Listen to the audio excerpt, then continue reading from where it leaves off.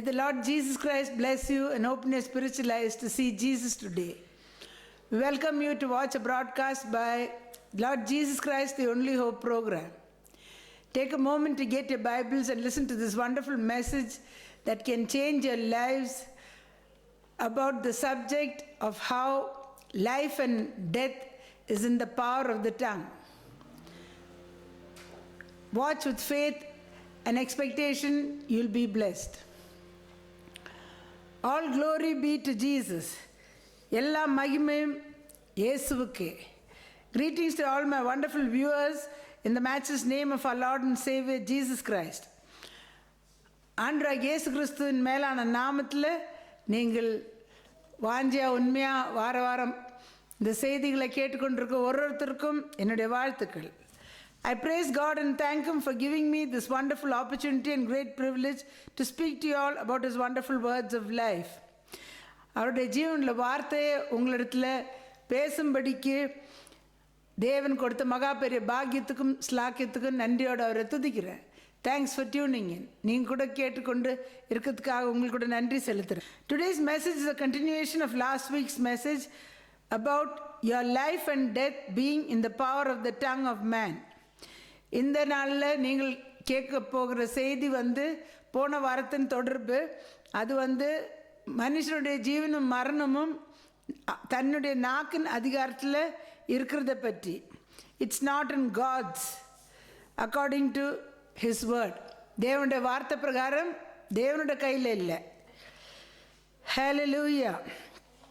God has the power but not the authority.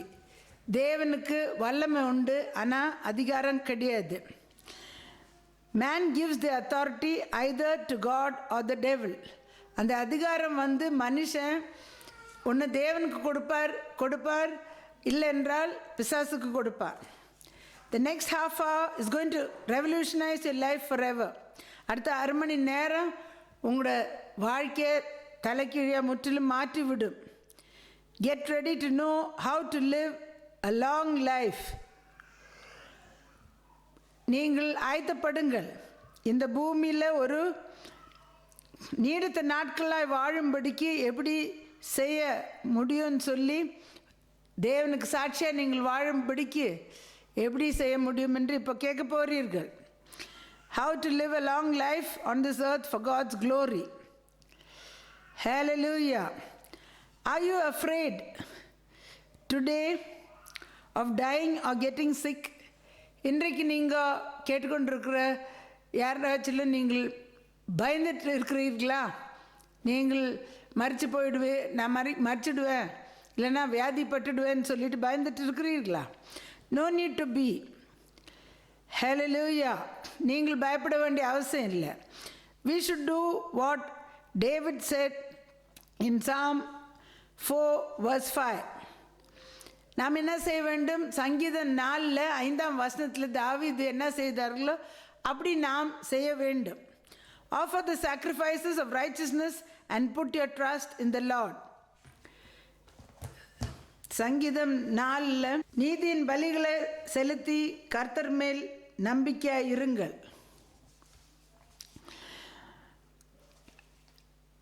Also in verse 8 he says, I will both lie down in peace and sleep. For you alone, O Lord, make me dwell in safety. 8ஆம் வசனத்தில் தொடர்ந்து என்ன சொல்லுகிறார்? சமாதானத்தோடு படுத்து கொண்டு நித்திரை செய்வேன். கர்த்தாவே, நீர் ஒருவரே என்னை சுகமாய் தாங்க பண்ணுகிறீர். Hallelujah. Hallelujah. One person only is protecting us, not many, according to this verse. இந்த வசனத்தை நான் வாசித்தா ஒருவர் தான் நம்ம பாதுகாக்கிறார், அநேகர் கிடையாது. If you want prayer, call that number on the screen. உங்களுக்கு ஜெபம் தேவைப்பட்டால் அந்த ஸ்க்ரீனில் இருக்கிற டெலிஃபோன் நம்பர் கூப்பிடுங்கள். Jesus is bigger than all your problems put together. ஆண்டவராகிய இயேசு கிறிஸ்து எப்பேற்பட்ட பிரச்சனை உங்களுக்கு இருந்தால் கூட அதை விட பெரியவராக இருக்கிறார். And He will deliver you in one instant. ஒரே நிமிஷத்தில் அவரை கூப்பிடும்போது ஆண்டவராகிய இயேசு கிறிஸ்து உங்களை விடுதலை ஆக்க முடியும். Shall we constrain him to come? அவரை நாம் வருந்தி அழைப்போமா?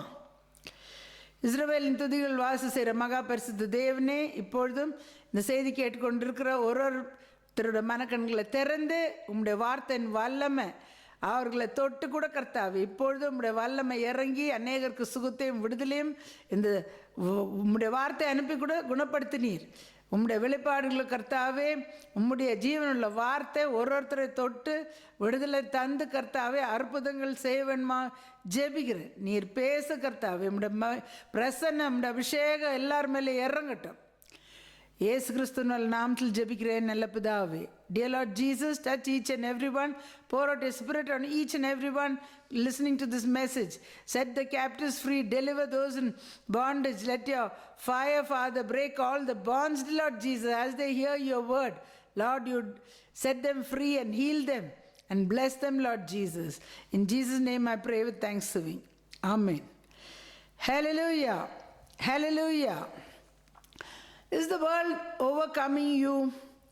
உலகம் உங்களை மேற்கொள்ள வந்து கொண்டிருக்கிறதா? Well, do you know that Jesus, the Lord Jesus has said, I have overcome the world. உங்களுக்கு தெரியுமா, ஆண்டவராகிய இயேசு கிறிஸ்து என்ன சொல்லியிருக்கிறார்கள் என்று? நான் உலகத்தை ஜெயித்திருக்கிறேன்னு சொல்லியிருக்கிறார். In the epistle of John chapter 5 verse 4 we read that whatever is born of God overcomes the world. 1 யோவான் 5ஆம் அதிகாரத்தில் 4ஆம் வசனத்தில் எழுதியிருக்கிறது என்னவென்றால், கர்த்தரால் பிறந்த எவனோ உலகத்தை ஜெயிப்பார்கள் என்று. And this is the victory that has overcome the world, even our faith. உலகத்தை ஜெயிக்கிறது என்னவா இருக்கிறது? நம்முடைய விசுவாசமாக இருக்கிறத பார்க்குறோம். We have not done anything. All we have to do is just catch hold of the overcomer. நாம் ஜெயிக்கவில்லை, ஆனால் முற்றிலும் ஜெயம் கொண்ட தேவனை நாம் பற்றிக்கொள்ள வேண்டும். Most people are catching hold of the defeated one, the devil. That's why you're facing all the problems. அநேக ஜனங்கள் தோற்று போனவனை பற்றி கொண்டிருக்கிறார்கள். அதனால எல்லாவற்றிலும் தோல்வியும் பிரச்சனையும் போராட்டத்திலையும் சிக்கி கொண்டிருக்கிறார்கள். We speak what he says, we do what he tells us to do. நாம் அவன் பேசுறது தான் நாம் பேசிக்கொண்டிருக்கிறோம். அவன் எங்கே போக சொல்கிறானோ, தோற்று போனவன் எங்கே போக சொல்கிறானோ அங்கே நாம் போய் கொண்டிருக்கிறோம். We are facing all problems today. அநேக பிரச்சனைகளை அதனால நாம் நமக்கு எதிரிட்டு வருகிறத பார்க்குறோம். He is a liar and a father of lies. He is a deceiver from the beginning. அவன் பொய்யனும் பொய்க்கு பிதாவுமாக இருக்கிறான். ஆதியிலேருந்து வஞ்சிக்கிறவனாக இருந்தான். Don't think he will come with horns and you will immediately say, Satan, I rebuke you, get thee hence. அவன் உங்ககிட்ட வரும்போது கொம்பு வச்சு வரோம், அப்போ நம்ம ஏசு நாமத்தில் அப்பால போ சாத்தானே நம்ம சொல்லுவோன்னு நினைக்காதீங்க. He will come like an angel, and unless you know that the victorious one, what the victorious one says in his word, and you cannot hear his voice telling you the way you have to go, definitely you will go in the way of the devil. அவன் தேவ தூதனை போல, உங்களுக்கு ஒலியின் தூதனை போல வேஷம் போட்டு காட்டுவான். உங்களுக்கு வெற்றி சிறந்த தேவன் என்ன சொல்லுகிறாரு அவருடைய வசனத்தில் என்று நீங்கள் அறியாது இருந்தால், அவருடைய சத்தத்தை நீங்கள் கேட்டு போக வேண்டிய வழி எதுன்னு உங்களுக்கு தெரியாது இருந்தால், நிச்சயமாக எந்த வழிக்கு போவீர்கள்? இன்னொரு சத்தம் உங்களுக்கு என்ன சொல்கிறதோ அந்த வழிக்கு தான் நீங்கள் போவீர்கள்.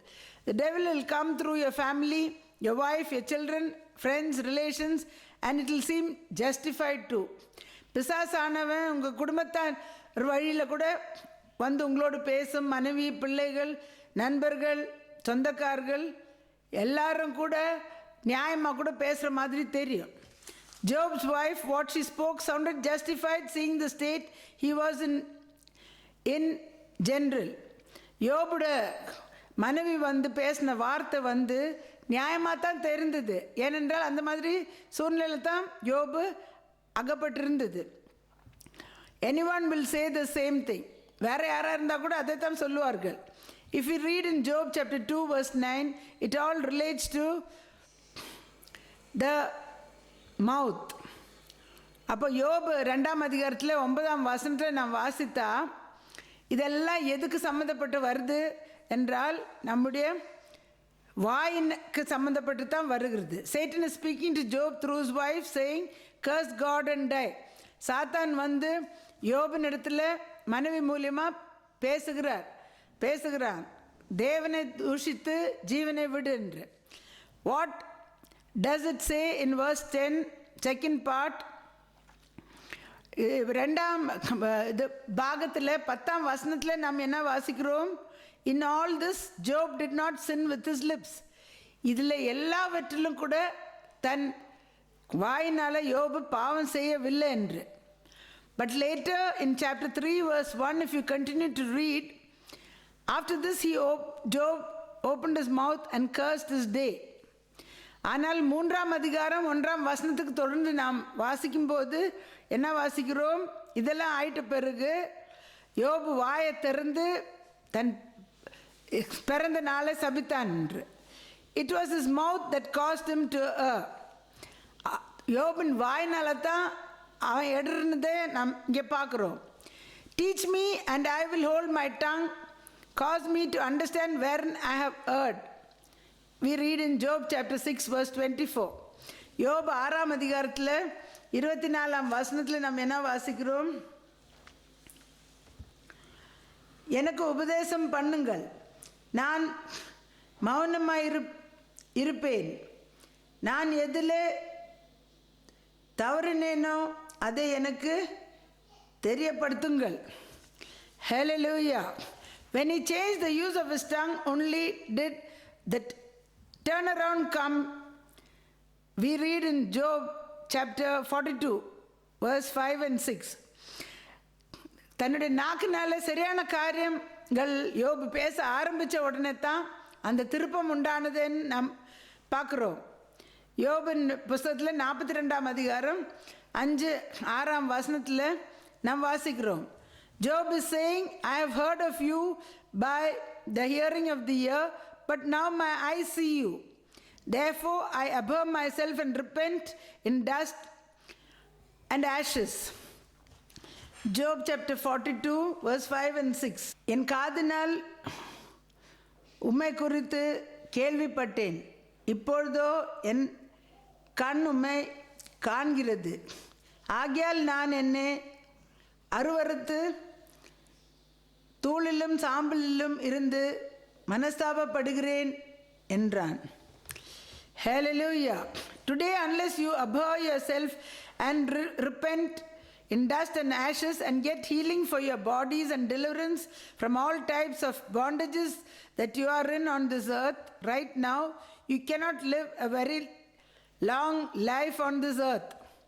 இன்றைக்கே நீங்கள் இந்த பூமியில் நீடித்த நாட்களை வாழ வேண்டும் என்றால் நீங்கள் உங்களை தாழ்த்தி நீங்கள் ரட்டிலும் சாம்பலிலும் உட்கார்ந்து மனம் திரும்பி கர்த்தரில் ஜெபித்து உங்கள் சரீரத்துக்கு சுகத்தையும் விடுதலையும் அநேக கட்டுகளிலிருந்து விடுதலை நீங்கள் பெற்றுக்கொள்ளாத இருந்தால் இந்த பூமியில் அநேக நாட்கள் நீங்கள் வாழ முடியாது. The sickness in your body will overcome you and take you away before your time. உங்கள் சரீரத்தில் இருக்கிற வியாதி வந்து உங்களை மேற்கொண்டு சீக்கிரமாக மரணத்தை உங்களுக்கு கொண்டு வந்து நீங்கள் மறித்து போய்விடுவீர்கள். Everyone will be saying God gave and God took, like Job did in chapter 1. எல்லாரும் கடைசியில் மறிச்சிட்ட பிறகு என்ன சொல்லுவார்கள்?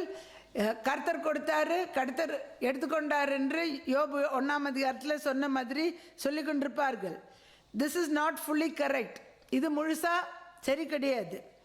God is saying it is right that I gave life to man and put him on the earth.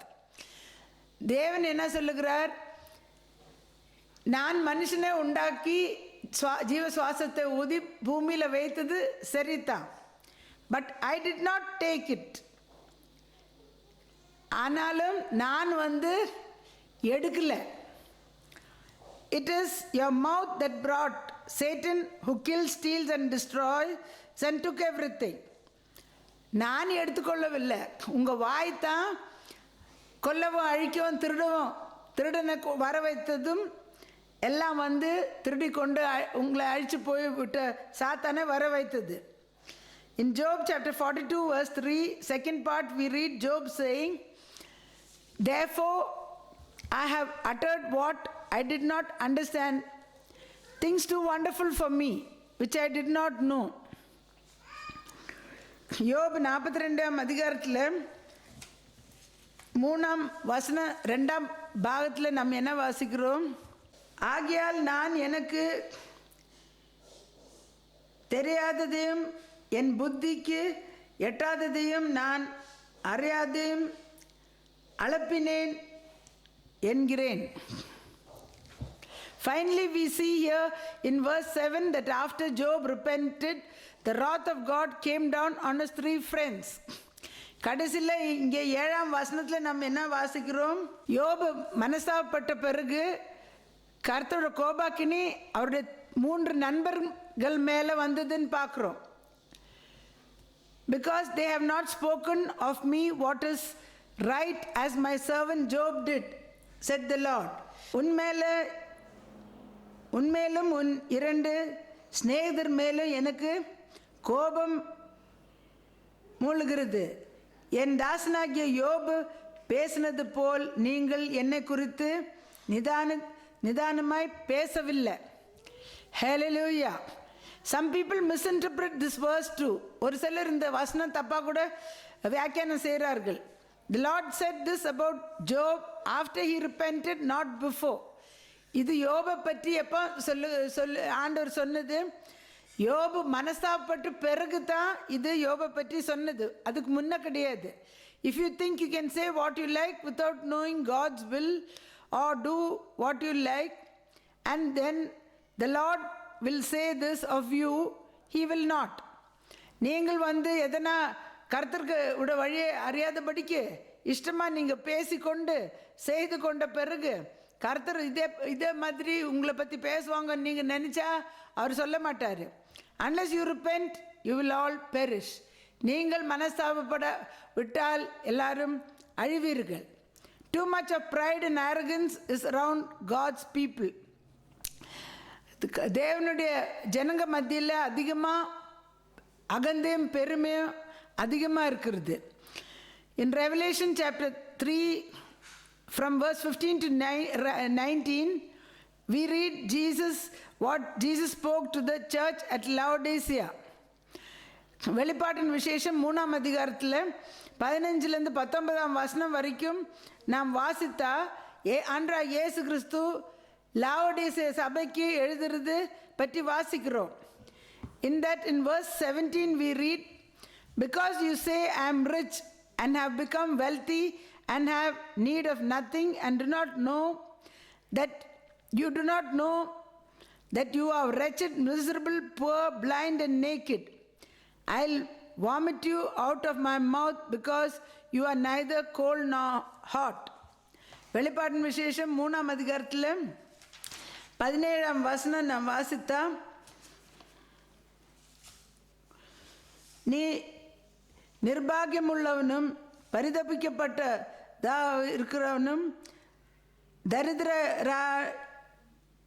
தரித்திரனானும் குருடனானும் நிர்வாணியுமாயிருக்கிறதே அறியாமல் நான் ஐஸ்வர்யவான் என்றும் திரவிய சம்பூர்ணம் என்றும் எனக்கு ஒரு குறையும் இல்லை என்றும் சொல்லுகிறபடியால், இப்படி குளிரும் அனலும் என்று வெதுவெதுப்பாக இருக்கிறபடியால் உன்னை என் வாயினு நின்று வாந்தி போடுவேன் என்று கர்த்தர் சொல்லுகிறார். Hallelujah. Humbleness and repentance will totally change a state of affairs. தாழ்மையும் மனஸ்தாபப்படுதலும் உங்கள் வாழ்க்கை முற்றிலும் நிலவரத்தை மாற்றிவிடும். Hallelujah. Then you will have more of the presence of the Holy Spirit. If not, you will be a weapon in the hands of the devil. நீங்கள் உங்களை தாழ்த்தி கர்த்தரை நோக்கி மனஸ்தாபப்பட்டு ஜெபித்தால் அதிகமாக அவருடைய பிரசனம் உங்களுக்கு கூட இருக்கும். இல்லவென்றால் நீங்கள் பிசாசுக்கு ஒரு ஆயுதமாக அவன் உன்னை வச்சு பயன்படுத்துவான். You will be thinking you are doing what God wants you to do. நீங்கள் கர்த்தர் செய்கிறது தான் நான் பண்ணிட்டு இருக்கிறேன்னு நினச்சி கொண்டு இருப்பீர்கள். இன் 1 Peter chapter 3 verse 10 we read, he who would love life and see good days, let him refrain his tongue from evil and his lips from speaking deceit. 1 பேதுரு 3ஆம் அதிகாரம் 10ஆம் வசனத்தை நாம் வாசிக்கிறோம்.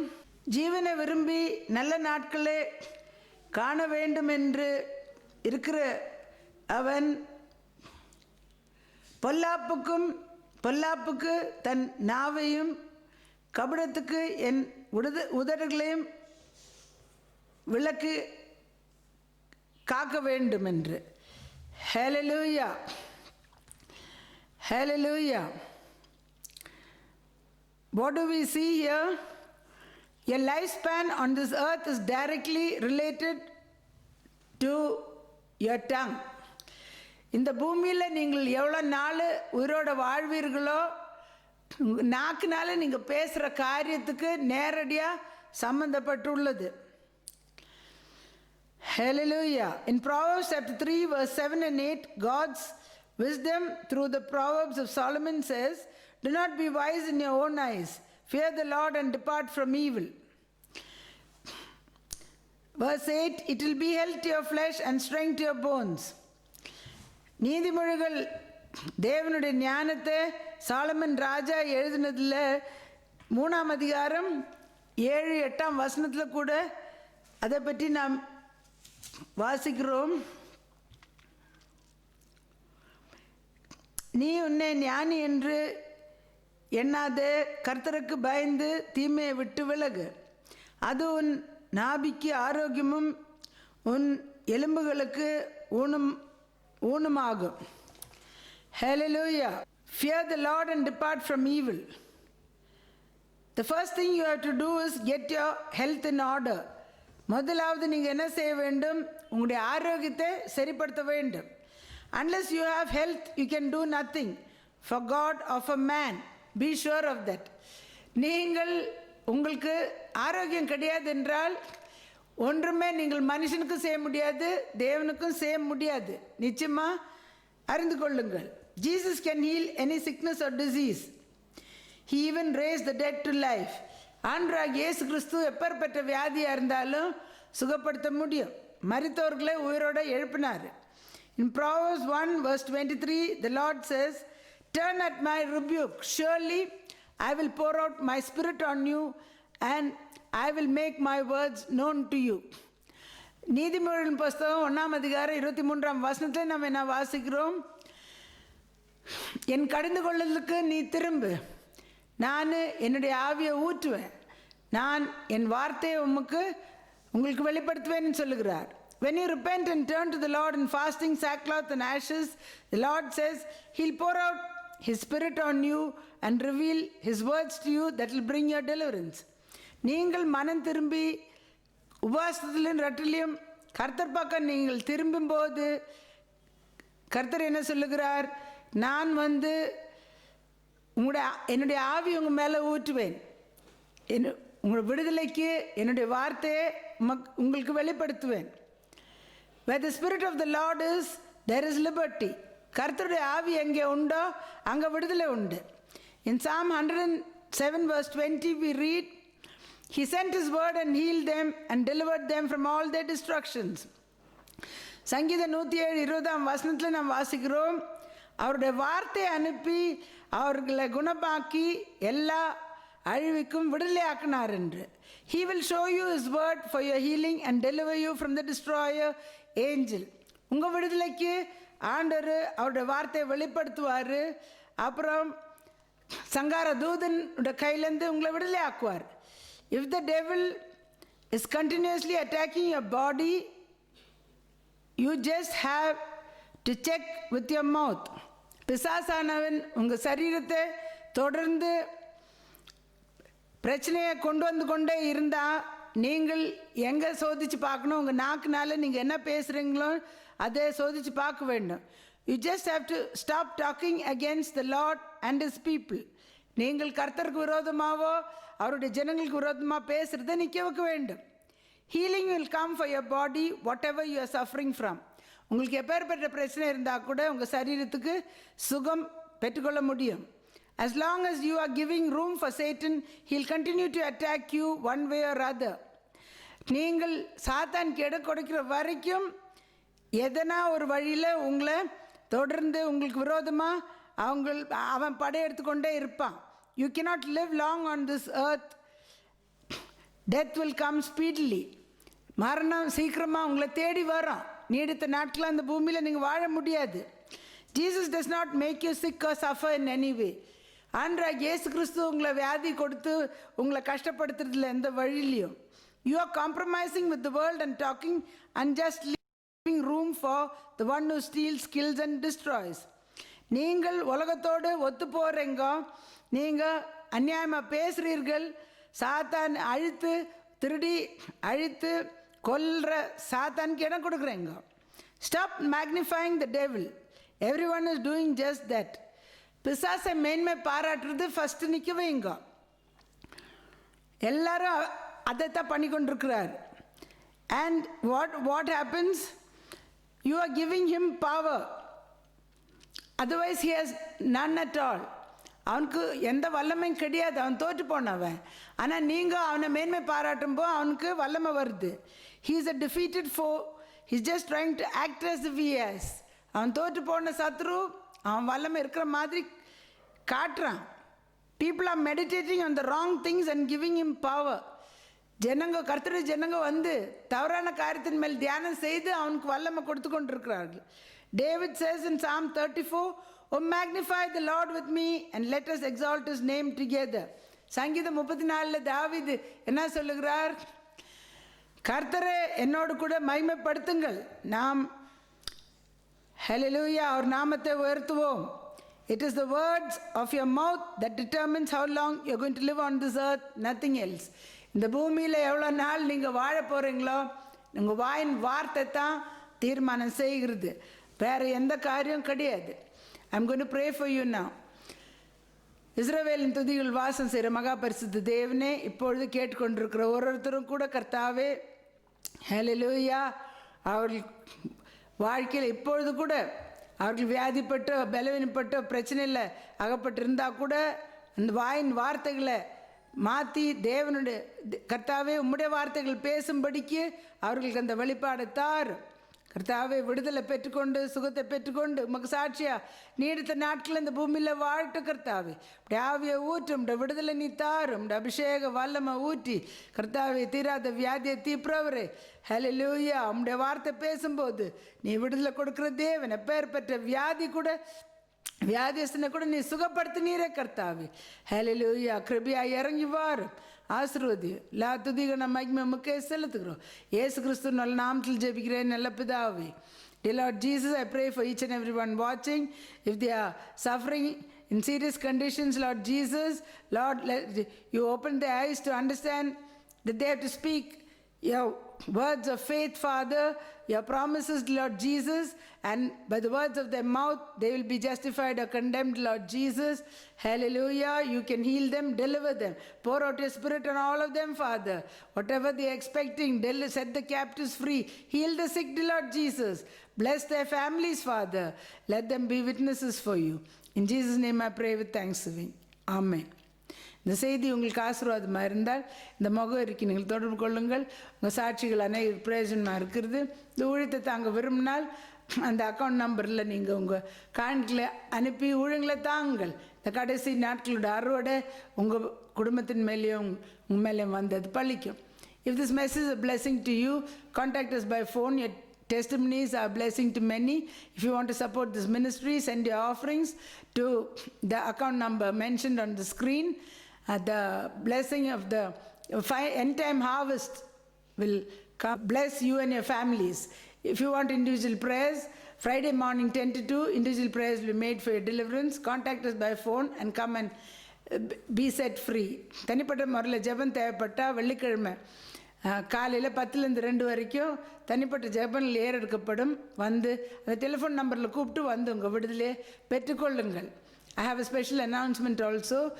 By the grace of God, I was able to write a thesis for the Doctor of Divinity, Church of the Lord Jesus Christ. That is written in English and it's available in all the bookshops. If you send me your address also, I will send it to you to the address by courier.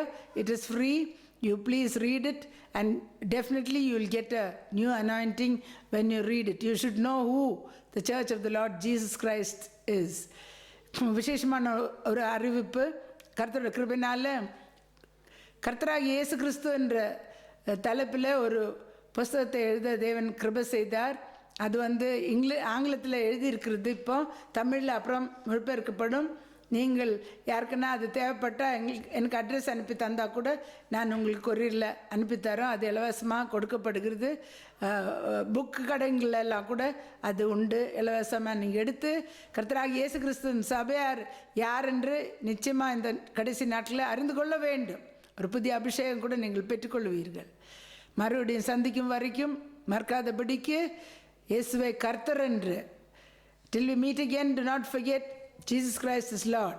May God bless you.